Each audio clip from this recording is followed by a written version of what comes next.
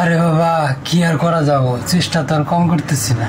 তোমার ফুবা, তোমার মামা, আমি হাজার হাজার বাড়ি ঘিরে শেষ করে দিলাম, প্রায় 1-150 পাত্রী দেখে শেষ করছি। কিন্তু যখনই তোমার ফটো দেয় বাবা, এরা আর বাড়ির টিসকি বের দেয় না, টিয়ারে টিয়া করতেছি না। কিন্তু কি করবো কও বাবা, তোমার সুবাটা যে কেউ পছন্দই করে না। পাত্রী দেখতে যাই, চা দেয়, যখনই তোমার ফটো দেয় বাবা, এই চা উড়াই নিয়ে যাইয়া এই সরম দেবাইতে দেখে দেয় দেয়। এর মধ্যে একটা পাত্রী অল্প করে মাম দেখলাম, তে এর মধ্যে একটা প্রবলেম আছে।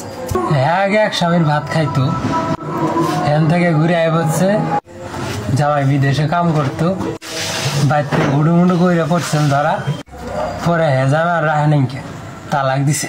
4 বছরে 5 বছরে 2টা বাচ্চা আছে, তাও তোমার ফটো দেখে মানে না। আরে পরে কত কারু বারু করে পরে যখন জানলো তুমি বিদেশে থাও, 1 বছর পর পর তুমি বাড়তে হও, তখন সে হ্যাঁ একটু লাইনে আইলো, পরে শিখে রয়েছে হ্যাঁ ঠিক আছে। তুমি কি কো বাবা?